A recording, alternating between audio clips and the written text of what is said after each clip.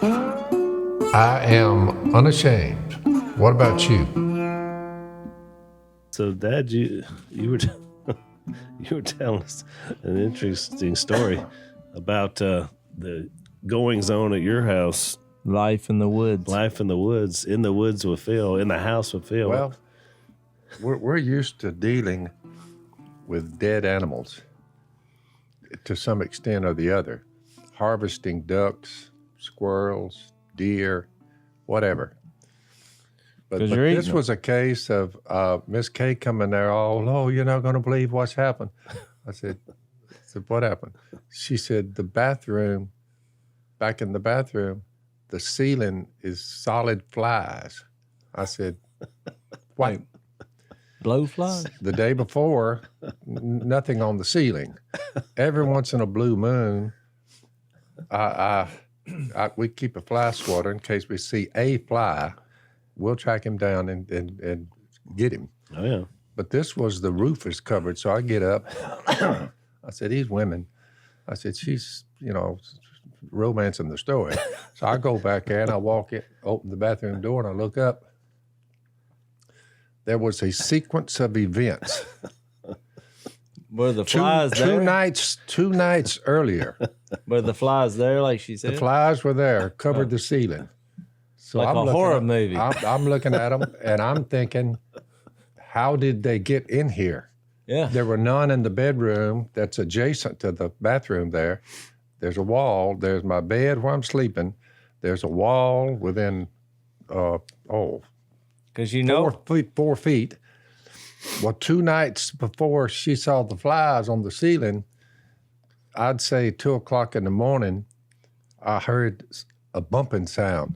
It was kind of a bumping sound. And then it would be like a scraping sound and a slight moan. I thought, so I wake up, it wakes me up. You hear this? And it's black dark in the bedroom. So I reach up and turn the light on, and I'm looking at that wall. I said, I thought maybe it's on the other side of the wall in the bathroom. And I said, no, it's not on the other side of the wall. Well, I had stuff like a couple of boxes there, these battery-operated drills, red back in there. Somebody, did some work. That was there, and some hunting clothes. So I began to separate all, because it sounded like it was in there with me. Well, I'm going through all this stuff that's parked there. I had weapons parked there. You come in my bedroom at 2 o'clock in the morning, bad mood. If you didn't, hey, Phil, it's me. I'm one of your sons. You identify yourself, because you come walking up in there at 2 o'clock in the morning, bad move on your part, because I got a cachet of weapons. Weaponry. So I look at the wall and I hear this sound, and it goes on and on. It would be a little interval, it'd stop, and then it'd start again. I said, what was it? Scratch, moan, and this was bump? 2 days before the flies were seen. So I'm just giving you the sequence of events. I'm starting to put I'm it all looking together. at the wall, and I'm hearing something that sounds like it's either in the wall or on the other side of it. Well, the other side is the bathroom. So I get up, walk around into the bathroom, and I look around. I hear the same sound. I said, some kind of varmint is inside this wall. I said, well, that went on for 2 nights. Well, on the third day, we got flies on the ceiling. Let it ride. So I began to try to put it together. I said, no, I didn't go outside and crawl up under the house. Well, that's what I was wondering. Because I got 3 dogs there. I said, well, the dogs can go up in there and let me see maybe what's up in there. So on about the 3rd day of this event, the flies show up. Well, I started out with a fly swatter, but I found that there were too many flies with a fly swatter. So I go in there, and somebody gave me one of these little salt field. You put salt in it. That's your assault rifle. That's your assault rifle, literally, and you cock it, and it blows out a scatter shot with salt. And I was having a better aim with that. Yeah. I was reducing the flies more quickly with the cock it and take it off safety, boom, and I'm scatter shooting them with salt. Well, they're raining down on the floor. In this case, she's scooping them up, throwing them in the commode and flushing them. So for one whole day, we fought the flies. You'd kill 50, and you go back in there in about an hour. Well, there's 25 more. And so I finally said, how are they getting in this bathroom? So you're waging war, but you're not winning. I'm not winning. So I look up and I say, okay. I began to study every opening whereby they could have come in. There's the air conditioning. Your house is 100 years old. Well, so there's an air conditioned vent. I said, but they couldn't get in that vent. I said, unless there's a hole in the vent, which I don't think so. I said, so they didn't come out of that. And I said, well, let's see. The lavatory was right next to, it's a little bit of barrier there. Then the lavatory is right next to the commode. So I'm looking at the lavatory. I said, well, come up through the pipe. I said, that's they can't do that. This thing runs out there and goes into the septic tank. What about however the critter got in? Well, so I quit hearing the moaning and the scratching. That all stopped after day 2. So whatever it was is now silent. What I didn't know during that silent period for a day or 2 is when the flies showed up. I said, let me see if I can put this together. I think something was in the wall. I don't know what kind of vermin it was, but it died. Yep. Now the flies have blown it, laid eggs on it. There's probably maggots up under this house and whatever they killed. And I said, the flies are coming off the maggots. I said, but there's got to be an entry point. So I sat down for about 30 minutes like I'm hunting deer or something, and I'm looking, and I noticed that the pipe that gives the commode fresh water, the pipe that goes all the way out there to the city water. We got city water that far down. I looked at that little coating on that pipe, and it had a little flange on it, and I saw a fly come out behind that flange, and there was a crack in it. I said, I now see how they're coming in here. So I took taped up around that little flange where it hits the wall. Mm-hmm. I taped all that up where they could not get through there.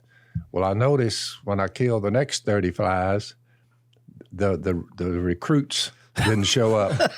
So I thought, all right, I found the source of how they're getting in here, and everything in the bathroom died. I killed everything. You're now winning the war on the fly. You cut off the reinforcement. So a day goes by, and then we were sitting there, Dan, the eunuch, and myself, and when they looked up, Dan looks up, and Bobo runs by, jumps up in my chair, and he's kind of perched there. Well, I've lost my smell as of a couple of years ago, way before COVID. So get off that. I didn't get COVID, but I can't smell you if you had rolled in something dead. So the dog is sitting there, and Dan says that dog smells like something dead. I said, get out of here. So I got him off me, opened the doors. The other 2 dogs, sneaky and freaky, I ran them all out. I got them out there. I said, get the Dawn liquid. So Dan brought the Dawn liquid, and we went outside, captured Bobo, and he had the Dawn liquid in one hand. I had the water hose in the other. I said, dude, you have been visiting the wrong place. He had come out from on that house, and he had rolled in something dead. I'm putting all this together. That's what was in the wall. He died. The flies came. I killed the flies. The dog has gone out and rolled in something dead. Now we've got dogs that smell like dead flesh. And I said, now we got to wash all the dogs up. I said, bar the front door so they can't get in. They got a flap. I said, close the flap off. Dogs are no longer allowed in the house. Well, when Miss Kay got that news, oh, you don't want to hurt them because they want to come in. I said, hey, honey. I said, somebody got to stay outside, and if they're going to roll in something dead, they can't come in the house. Listen, there was about 4 or 5 days there of the biggest mess I ever got into on the plague of the flies. Now, whatever it was, you say, well, why didn't you get on your hands and knees and just crawl back in there under the house? Let me explain something to our audience. We have killed timber rattlesnakes 5 feet long that have come out from under that house. You just don't go willy-nilly. So I said, it's bad enough. Something has died. The flies blew it. I've been fighting them. But I was not going to get up in there and run into something that a 5-foot rattlesnake or whatever, all the diseases that come off something dead. So I stayed out from under the house. I said, no, I'm not going to get up on it. I think it was a Mr. Possum in the bathroom with a lead pipe. Whatever kind of vermin it was, I know one thing. He died. The flies blew him. They got in the house. I've killed all the flies. The dogs have gone and wallowed in the dead, whatever it was. Well, they have gone through extreme cleansing. Well, that's biblical. Where there's a dead carcass, there the vultures will gather. Well, I now declare. So you city dwellers who never had to fool with this, but I guarantee you. Your house sounds like a house of horrors. I mean, it's snakes underneath it, blowflies in the bathroom. It's like kind of a demon-possessed movie. I'm just giving you about a 3-day period, 4 days, but 5 you maybe. Can't smell was the best thing. That's the best thing that had ever happened to me. I couldn't smell them. Dan could. He said, good night, them dogs. Well, the women got home, and although they could smell them, they said, well, it's not as bad as Dan said. And I said, well, y'all get out there and clean them. So I cleaned Bobo up, me and Dan, for visiting me too early after he got in the dead thing. But Miss Kay and her sister are the ones that they got the other two. Dawn liquid in the hands of Dan. So, Dad, we declare you the Lord of the Flies. Yeah. Now that you have conquered the flies, which you had to, Zach, I've never heard of having to get bigger weaponry to take on flies. Have you? This is like something biblical. Well, I came in late to the party. I thought you guys were in the book of Exodus or something, talking about the plagues. I didn't know what was going on. Oh, we were in the book of Exodus. There's no doubt about it. No doubt. That's the craziest story I've heard in a while. That was insane. That was pretty good, Dad. The things that happen when you're on planet Earth, you never know. So, Dad, I wanted to mention the other day I was where you did Jesus. I don't know, Zach, you were on here or not, but it was Jesus as Superman, which was pretty good. And I had my gospel T-shirt on, and I mentioned that pick that up, Al, where you get the guys at 316 Tees did the shirt with the gospel symbols, and they're giving all the proceeds from the sale of this shirt to One Kingdom. So everyone will know. So tell them what the symbols mean. So everyone will know. This our mentor Bill Smith came up with these symbols to just visualize the gospel story. When I was studied with when I was 28, I'm now 75. So how far back is that? 50. Almost 50 years. All right, 50 years ago, Bill Smith drew this out on a piece of paper. An arrow coming down out of heaven, that first one, that's God becoming flesh. If you're listening, these are symbols on a T-shirt. We covered that in the book of Matthew. Gabriel told Mary, you're going to have a child. By the way, your kinfolks over there, Elizabeth, she's 6 months pregnant right now. And because Mary was saying, what in the world, how's it work? I'm a virgin. So we went through that. Well, that's when God became flesh, and it's an arrow that's coming down out of heaven. Here comes Jesus. He died on the cross for the sins of the world, which we covered in Matthew. He's fixing to really get into it. We are in Matthew 16. He's going to tell them, look, I'm going to die, be buried, and raised from the dead. Well, what Jesus is going to tell them, it's now a T-shirt. There's a tomb where they buried Jesus after his death, the cross. There's an arrow coming out of the tomb, the resurrection of the dead, by which it tells all of humanity, if there's ever a way to get out of here, that's the only way we found, ever. We've looked at everything. I've read all the world's religions. You say, anybody come up with a story like this? No. So there's a final arrow, the return, when he'll bring all the saved, their souls and spirits. He'll bring them with him. There'll be a resurrection of the dead. They'll be reunited with a glorified body and live forever. Smith wrote this down on a piece of paper because I was saying, gospel, what is that? Gospel music on the radio? You didn't even know what it was. I didn't know what it was. Well, he drew it out with those arrows there, and I said, how in the world did I ever miss that? This is when I was 28. I thought, I missed that story somewhere between, when I was a boy and right now. I said, I now get it. I said, let me check this out to make sure you're not lying to me because this sounds too good to be true. Yeah. He said, it probably is too good for us, but it is true. It is. Let's take a break, Dan. So, Zach, did you know that even an okay credit score can cost you $100,000 over the life of a 30-year loan. Did you know that? Oh, I knew it. I did know that. I knew you would, because you've bought a lot of homes. You move around a lot. I bought a lot of homes.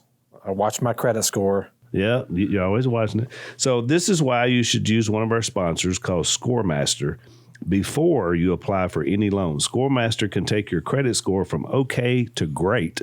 And the good news is they do it fast. The average user adds 61 points in 20 days or less. And Lisa and I have used it, and I think we bumped up, over 70, which was really good. Even if you just add 61 points to your score, you save thousands of dollars on a home loan. So go to scoremaster.com, and you want to add points to your credit score quickly. You can maintain and protect your credit score with 24/7 credit monitoring and a $1 million fraud insurance. It only takes minutes to enroll. So see your points go up when you go to scoremaster.com/Phil. That's scoremaster.com/Phil to get started today.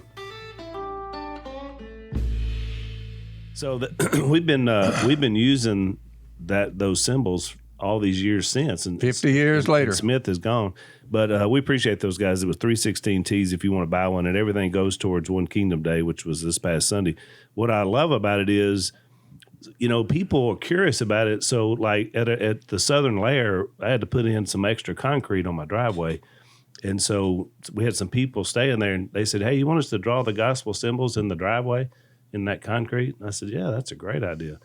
So Beverly did that, and when I got back down there, my neighbor came over. He said, "Hey, what's your hieroglyphics there?" That's the way he put it. Yeah. In your driveway. I said, "I'm glad you asked." Yeah. And then I went through the gospel, and so I've done that now with 3 of my neighbors, which is really interesting because it's curious. It's a curiosity. It's like, what is that? Because you're not sure. I got it on my front porch on the slab when they poured the concrete slab. Right. I told little boy, the concrete man, I said, "I want you to draw me some little hieroglyphics here."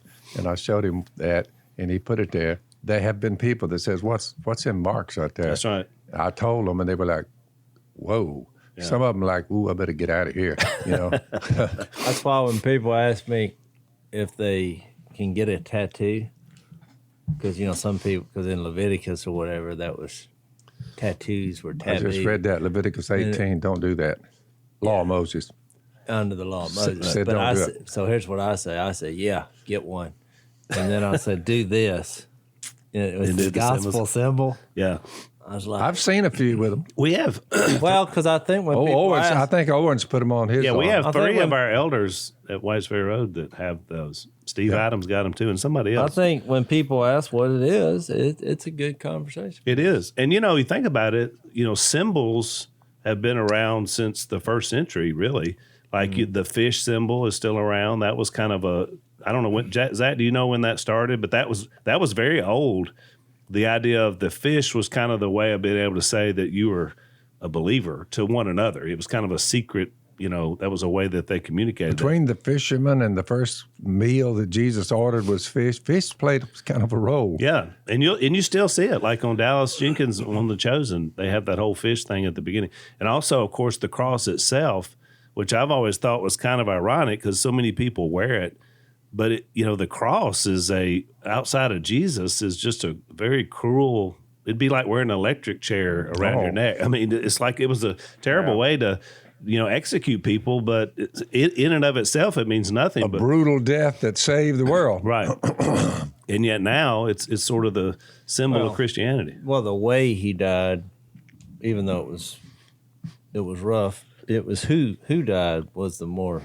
Right. Who was going through that? I mean, he's innocent, son of God. By the way, these markers on the T-shirt, when we're coming up on Matthew 16, from that time on, Jesus asked them who they said he was, and Peter said, "Well, some say you're this one, that one, the other." He said, "What about you, Peter?"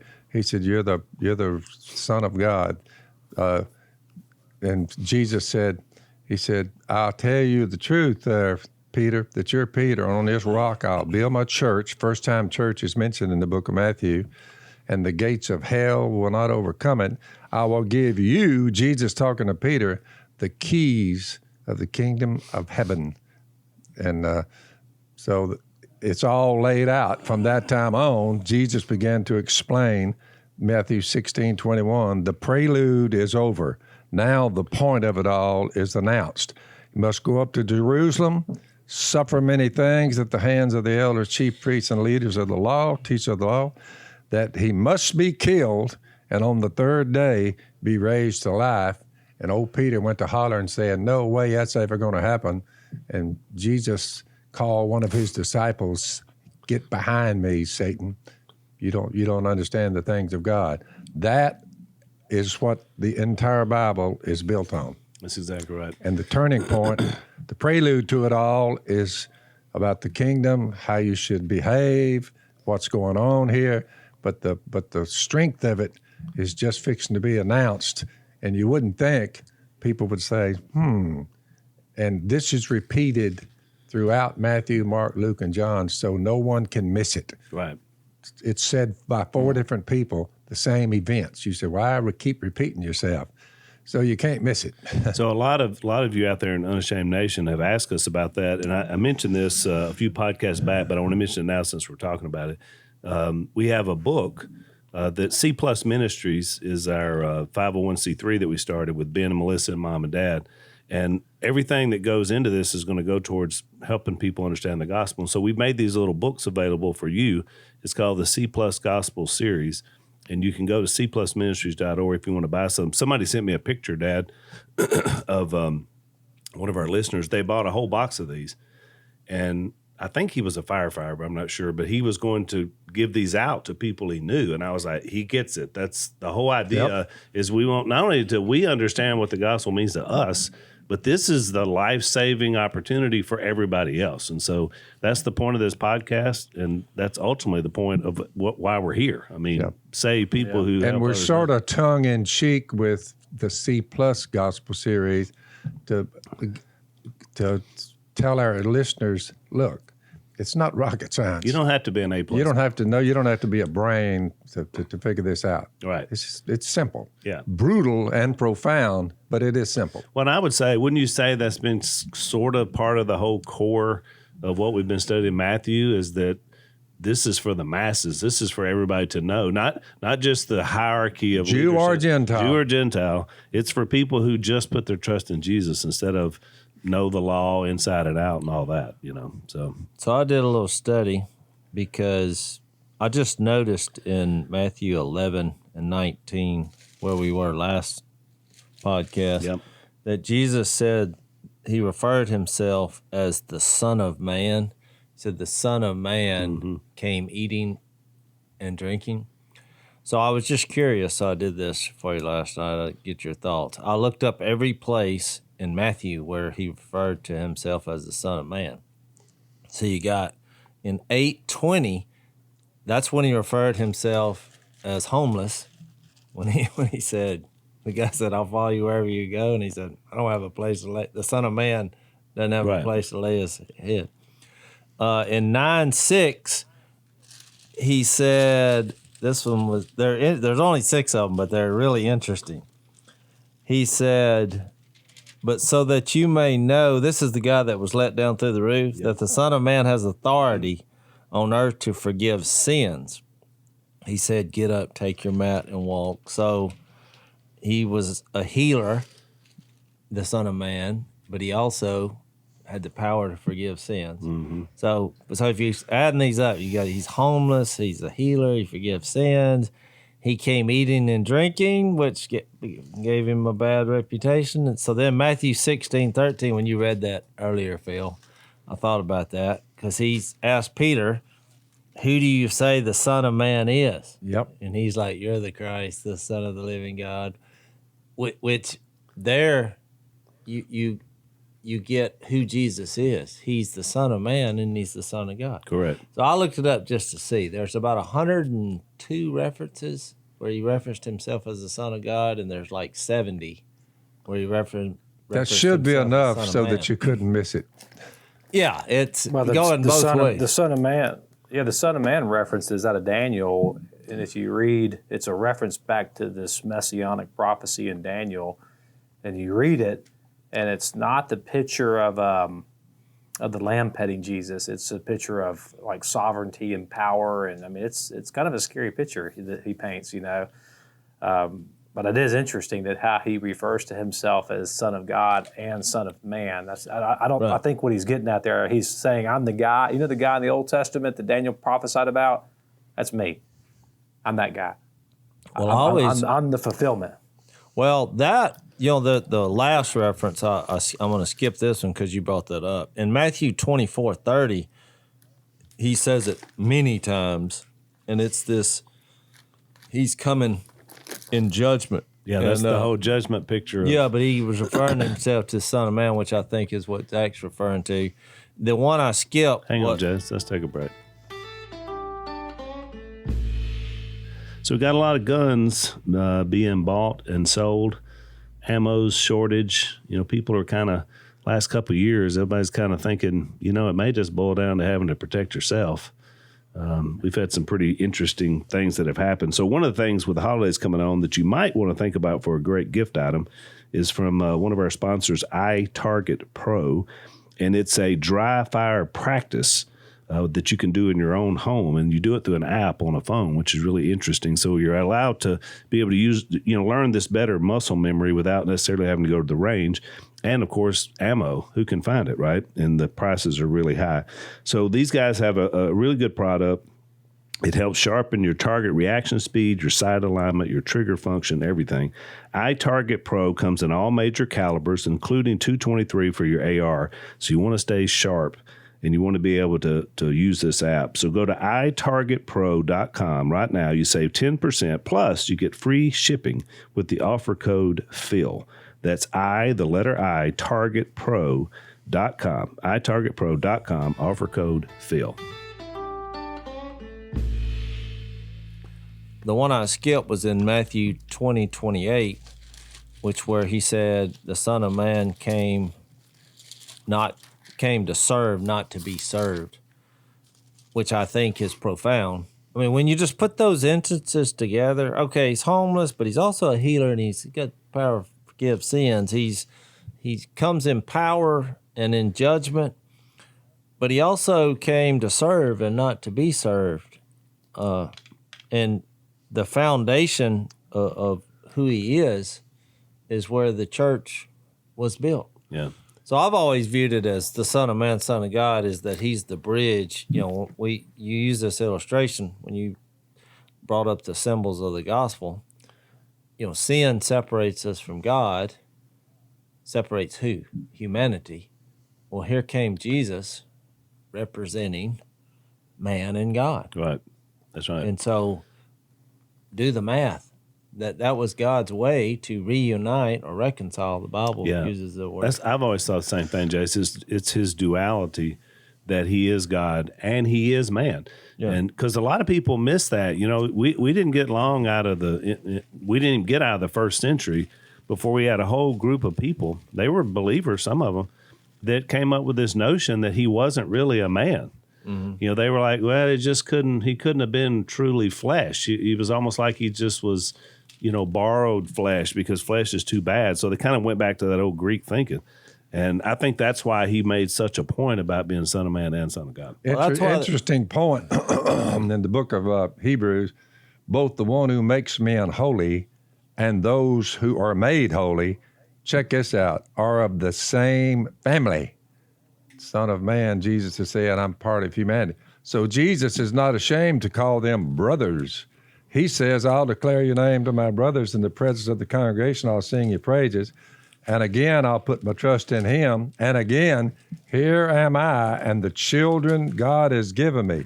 Since the children, humanity, have flesh and blood, he too shared in their humanity, Son of Man, so that by his death, with the resurrection that's coming, he might destroy him who holds the power of death, that is the devil, and free those who all their lives were held in slavery by their fear of death.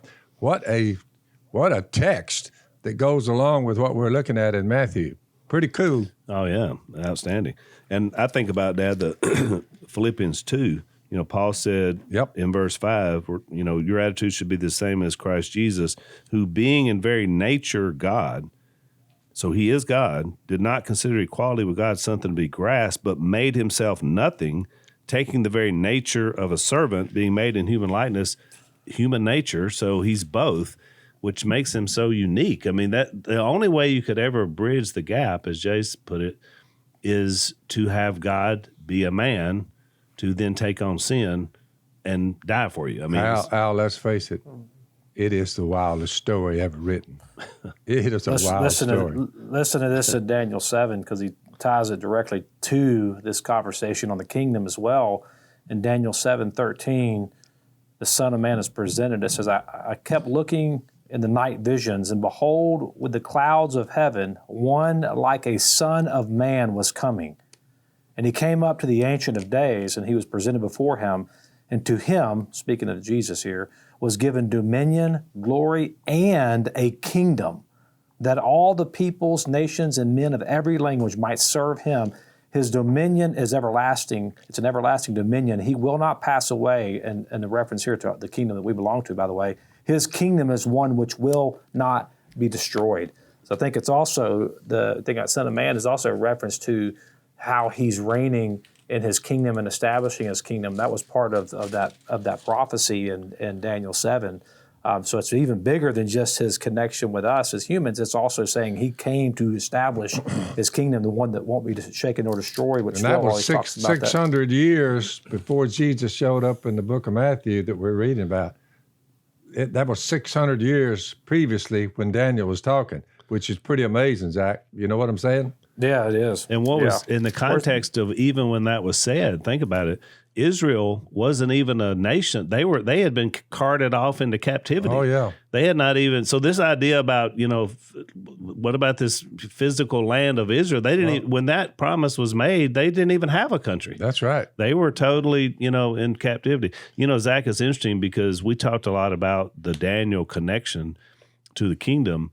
When you wrote the movie Torchbearer, that was at the core really of that whole movie, was because then we looked at the nations that rose up after, which out of that context, it saw what happened to every single one of them and said, look, without God, without Jesus, you're going to fail and fall. I mean, These collapse. United States are going to figure this out the hard way. We're figuring it out right now. Yep. The hard way. We're on the wrong path. Yeah. We'll see.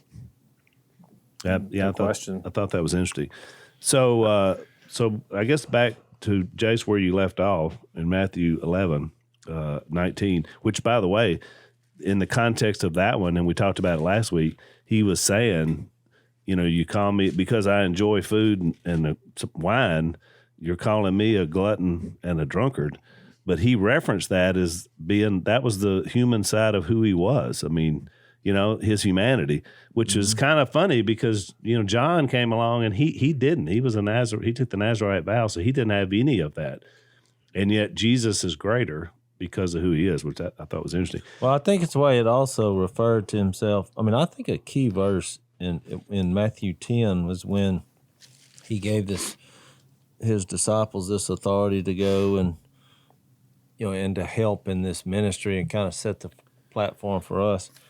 But when he said in 32 and 33, whoever acknowledges me before men, I will also acknowledge him before my Father in heaven. Whoever disowns me before men, I will disown him before my Father in heaven. Which, I mean, he made a point to say, this is about what I represent and who I am. Right. That's why I brought that up. I mean, it's interesting that he referred himself as the Son of Man, but then because other people, as they study, they're like, well, over here he's saying he's the Son of God.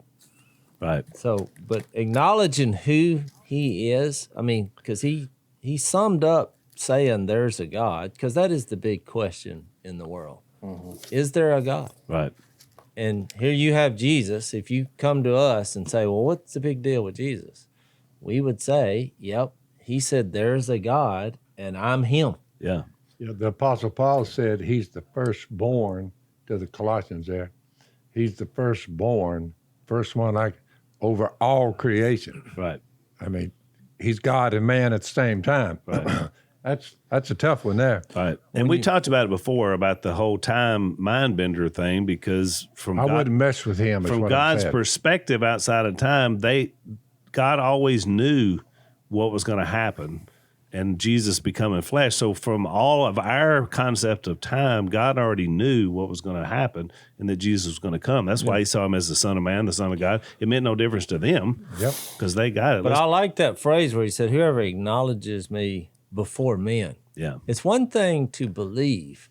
It's another thing to acknowledge who Jesus is in front of people. That's a good loud. Point. Because you think about, especially me, I did this on my little man camp venture this past weekend. I was like, what do we talk about as men? Of course, look, the list was not long because I asked the question, what do we talk about? Football, money, job, women, hunting and fishing. That was basically what we came up with. Your hobbies, right. Am I leaving anything out? No, hobbies cover that, yeah. So I said, I mean, you just think when you get together and there's men, what do they talk about? That's it. That's what they talk about. So I read this You're verse. not giving much credence to maleness, Jay. If you disagree, now is your time. And yet it's true. Let's take another break. So, Dad, you're going to find this hard to believe, but, slow is only right when you're on vacation, you're a sloth, or you're describing QuickBooks, more like slow books. And, when you were running our small business, your way, redneck way of putting it was, if you're waiting on me, you're hung in reverse. So we want to be able to go forward. We want to be able to go fast. And the problem with QuickBooks is it slows you down with all their manual processes, their integration difficulties, and you got all these glitches that go on. So now's the time to make a switch to NetSuite by Oracle, which is the #1 financial system because it gives you visibility and control of your financials. It's everything you need to grow, and it's all in one place. So 93% of surveyed businesses increase their visibility. You want to be able to do this and do it quickly. Right now, special financing is back. NetSuite is offering a one-of-a-kind financial program only for those who switch today. Head to NetSuite, NetSuite, netsuite.com/Phil. Right now, they got special financing, netsuite.com/Phil. That's netsuite.com/Phil, and speed it up. So I can't argue with what you're saying. So I read this. I said, well, when are we going to start talking about Jesus in front of each other? I think it was a pretty good way to start. Did it get quiet when Yeah, it got, you heard a pin drop. That's right. I mean, because I was using it off that phrase, but I had been studying this By the way, for Jase, this podcast. We discussing Jesus Christ, both God and man. What's the downside to that? There's no downside. There's no downside, but it does put you in a position of humility. I love what you said, Jason, about acknowledging Jesus before men. More specifically to what you said earlier, what we're acknowledging is that he is divine. Yeah. I was just reading Daniel 7 when it talks about the Ancient of Days, which I think is speaking of the Father. To people. Explain the Ancient of Days to people who because they probably wondering what that is. Yeah, I think he's talking about like God the Father, who is, because it says in Daniel 7 that the Son of Man comes to the Ancient of Days, and the Ancient of Days gives him this dominion, this authority, this kingdom. Speaking of God the Father, when it talks about the Ancient of Days, if you read the description, it's I don't have it in front of me right now, but it's his white woolly hair and the fire in his eyes, and it's almost it's the Father. Yeah, it's the Father. I agree. But here's what's interesting: if you read Revelation 1, there's a description there that's very similar to how the Ancient of Days is described in Daniel 7. And John on the Isle of Patmos, when he sees this vision, he says, "I saw someone like the Son of Man." And I find it interesting that he didn't say someone like the Ancient of Days, because that's the description he gives is the Ancient of Days, the Father from that Daniel 7. But I think what he's claiming there is Jesus in his resurrected state, where the Father. Remember in John 17, he said, "Restore to me the glory that I had with you before the world began." Mm-hmm. I think the picture of Jesus that we're to see when we hear the Son of Man, it is the incarnation, but it's also like we're talking about God here. We're not talking about like we're not talking about a demigod. We're talking about like the creator of the cosmos. Jesus is the creator of the cosmos. He is the third member or second member of the Trinity. And I think that's important because when we diminish Jesus' divinity, Bill Smith, who you mentioned earlier, would say this, that we diminish his sacrifice and it's not sufficient. That's right. Yeah. So we have to elevate our view of this man, this God man that we call Jesus. Yeah, the sword out of his mouth and that description in Revelation. But everyone needs to remember it's warfare. It's war, but it's spiritual warfare. It's not physical. Right. Nations conquering nations. That's not the way the kingdom operates. But he did cause some of that confusion by the way he operated as a human, because it doesn't fit most people's narrative, which is why that's the reason The Chosen has been so successful, in my opinion.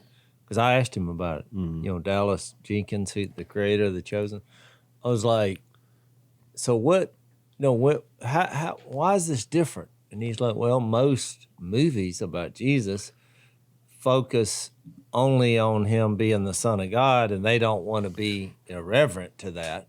So you have this mystic figure who doesn't seem like very a normal human being. He said, but we're doing a TV series here, and there's a lot in the Bible about him being the Son of Man.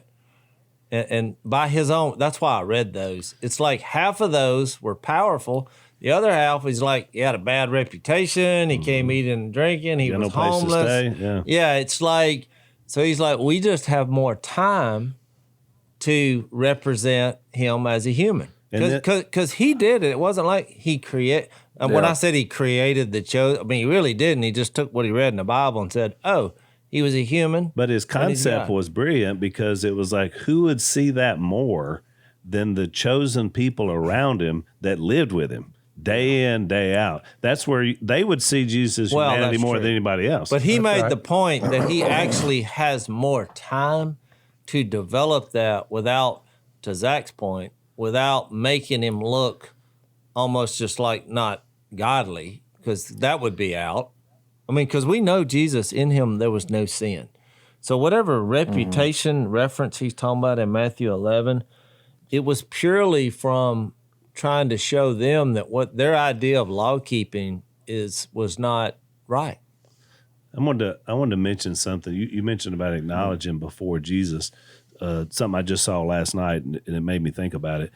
And I had never been aware of this man before. There's a brother in Christ named Jonathan Isaac that plays for the Orlando Magic. And he first came on my radar screen because back when the NBA season started, he wouldn't kneel for the anthem. And everybody was kneeling, And so that got my attention. I thought, well, this old guy, he said why. He said, I think that's disrespectful. I'm not going to do it. Well, I mean, I thought, man, that guy's courageous. So I kind of started looking for him. Well, last night he was on Shannon Bream's show. Let's take a break. And of course now there's a lot of debate going on in the NBA players about whether to take the vaccine. They're trying to make them take it. They don't want to take it. So she had him on to talk about that. And they did for the first half of the segment. But the second half of the segment, he just said, let me just tell you why, whether it's the virus, the vaccine, all this. And then he went into just a 2-minute, you don't have much time on those shows, but a 2-minute gospel presentation of why he believes what he believes, and he doesn't fear anything because he's a follower of Jesus Christ.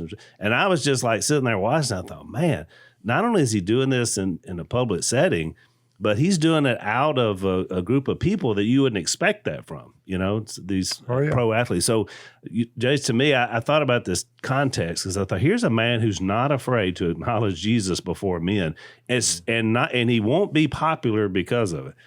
I mean, most of the people that follow the NBA. He's got, since we have the fear of God, we try to persuade men. That's right. That's right. But I was inspired. I was watching and thinking, this young guy, he's in his 20s, but he's just like, I'm full board in no matter what anybody else thinks about it. So I thought that was pretty good. Well, also, when we get to this statement he made in Matthew 11, this is not talked about very, very often. When he got to verse 20, when he said, Jesus began to denounce the cities in which most of his miracles had been performed because they didn't repent, which is a concept that I think we should acknowledge from time to time. And the whole point, and it's a tone change, Jase, because up until this point, he's mostly just, he's said some harsh things, especially the leaders, the Pharisees, but this is a tone change for Jesus about the kingdom. I feel like, when he goes in here, this is what I call hard preaching.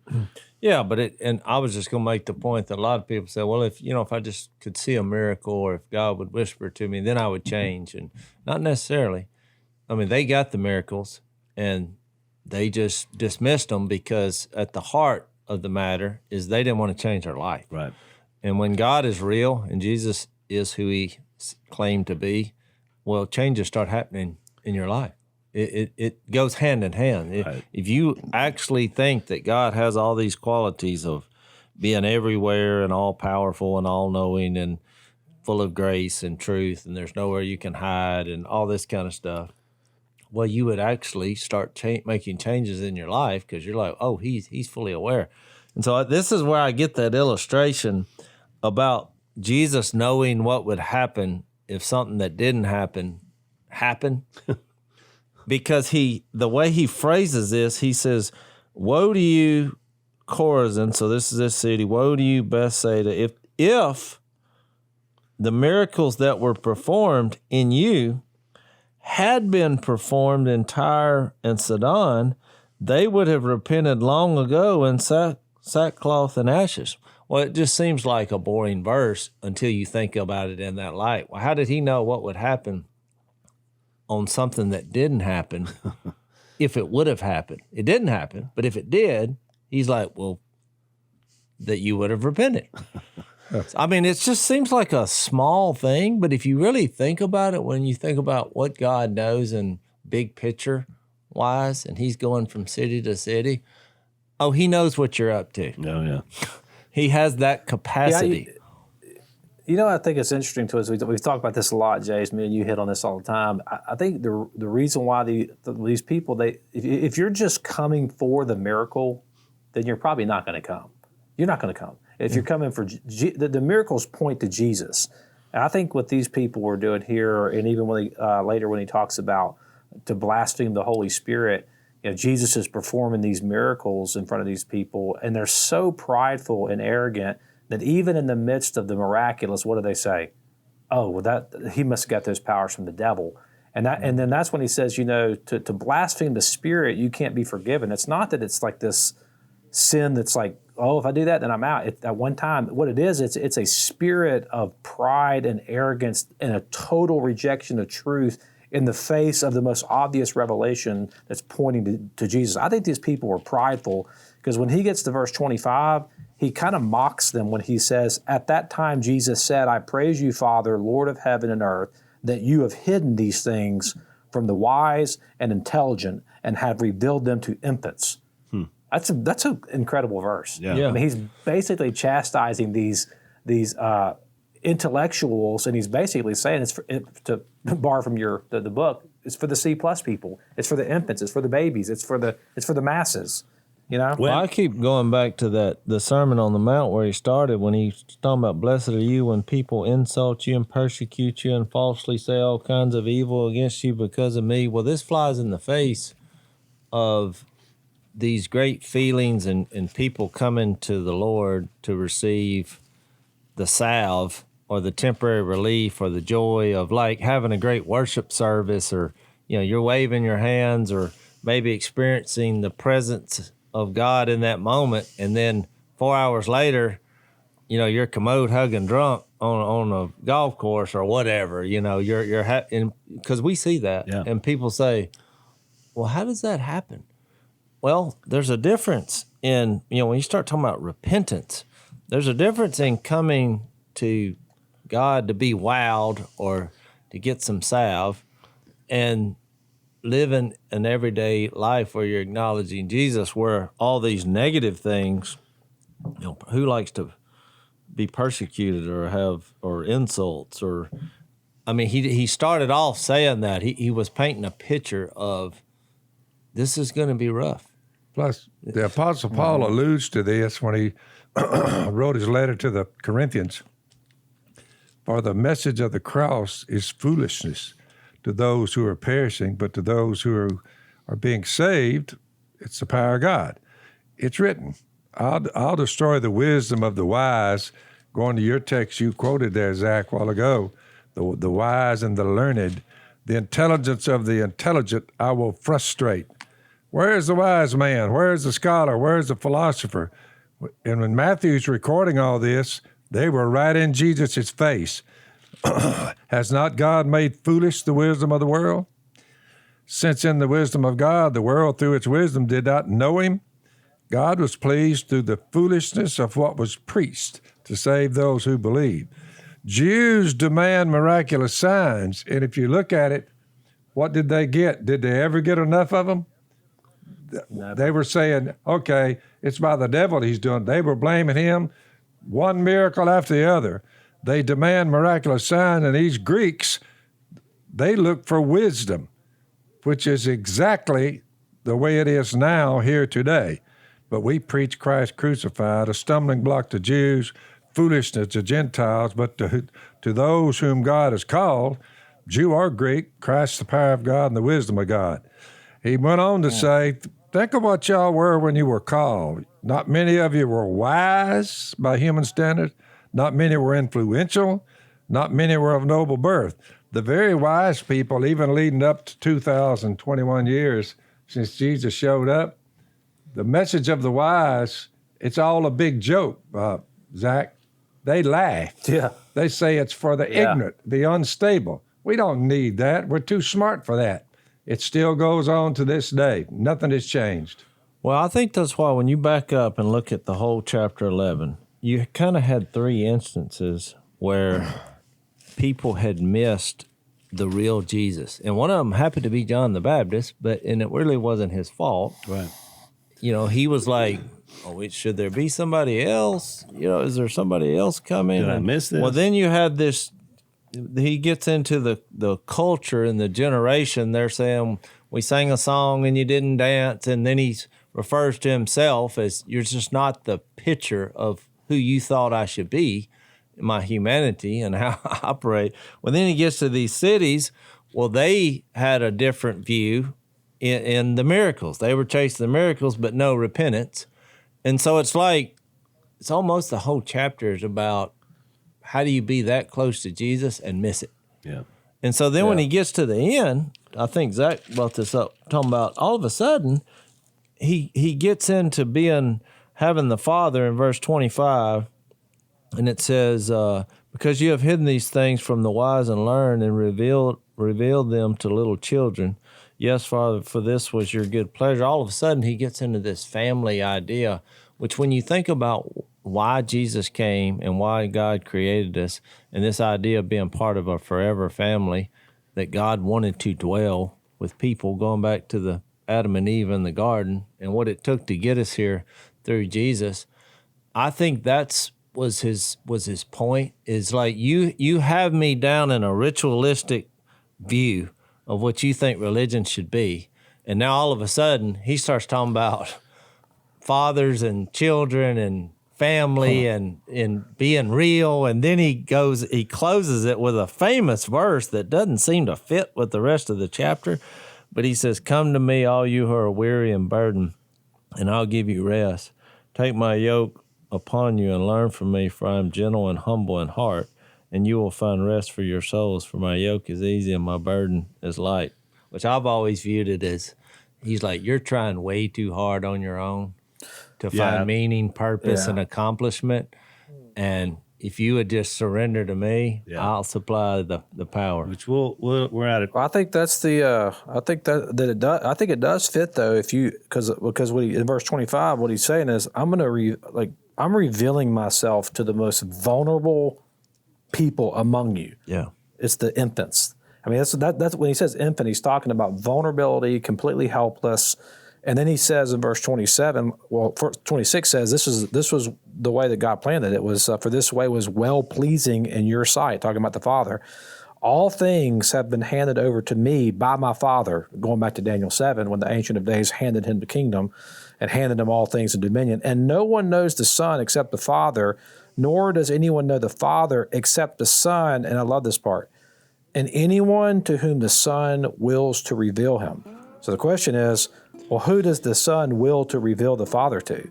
Well, he already told us in verse 25, the infants. It's the lowly people. That's why when you hit 28, he's basically saying, this is for the weary. This is for the heavy laden. If you got it together and you got it figured out, yeah, this ain't for you. Don't come. Yeah. You don't need me. You've got it figured out. But if you're heavy, and there's people listening to this podcast right now, they're like, man, that's me. I'm weary and I'm heavy laden. The good news for you is that you're the one that Jesus is revealing himself to. Yeah. It's those who are humble in spirit say, I need help. Good point. Perfect ending. All right, we'll pick it up next time in chapter 12. Thanks for listening to the Unashamed podcast. Help us out by rating us on iTunes. And don't miss an episode by subscribing on YouTube, and be sure to click that little bell to get notified about new episodes. And for even more content that you won't get anywhere else, subscribe to Blaze TV at blazetv.com/unashamed.